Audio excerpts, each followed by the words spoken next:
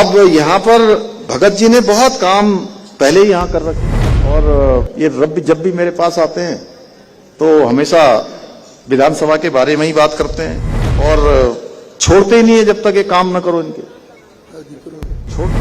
जैसे कोटाबाग महाविद्यालय में कृषि संकाय खोलने को लेकर भी ये आए थे कई बार। कोटाबाग के गुरनी नाले पर पुल के लिए भी कहा था, जल्दी वो भी उसको भी स्वीकृति मिल जाएगी।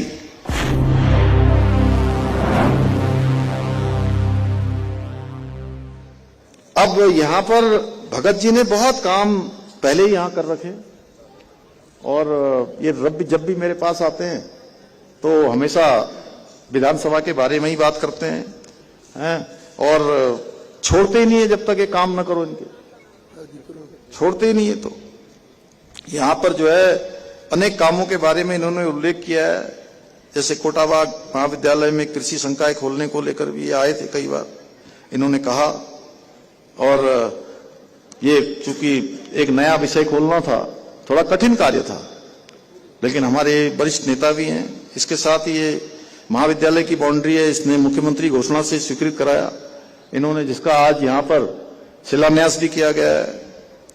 कोटाबाग के गुरनी नाले पर पुल के लिए भी कहा था, जल्दी वो भी उसको भी स्वीकृति मिल जाएगी।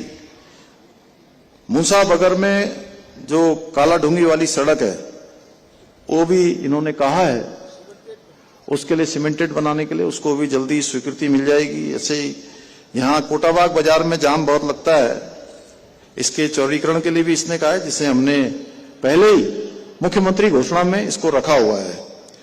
चकलवा में निहाल नदी में एक पुल स्वीकृत है, जिसका आज शिलान्यास हो गया।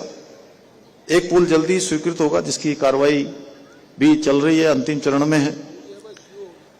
जियो होना है। हल्द्वानी में रक्षिया नाले के आउटफॉल का कार्य भी अंतिम चरण में है। यह कार्य हो जाने से भी बहुत बड़ा आबादी, जब से लगभग 50,000 लोगों को सीधे सीधे इसका फायदा मिलेगा।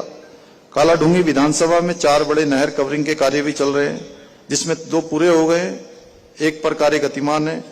डॉक्टर सुशीला तिवारी के पीछे नहर कवरिंग का कार्य का भी आज शिलान्यास हुआ है। काला ढूंगी विधानसभा में 2 जंगल सफारी की भी शुरुआत हुई है।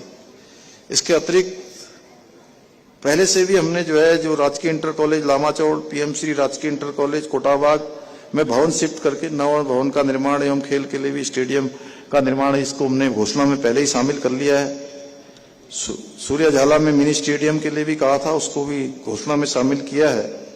काला ढूंगी में फायर सेंटर के लिए भी कहा था। राजकीय इंटर कॉलेज कटघरिया में एक लाइब्रेरी की बात है, उसके लिए भी ये घोषणा में शामिल है।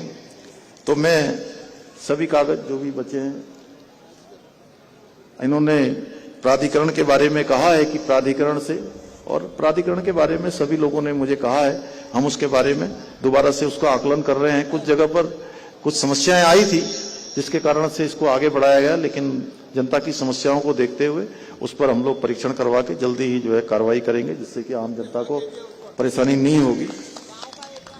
उत्तराखंड प्रदेश जनपद नैनीताल और काला ढूंगी क्षेत्र की हर अपडेट से रूबरू रहने के लिए जुड़ रही है हमारे साथ।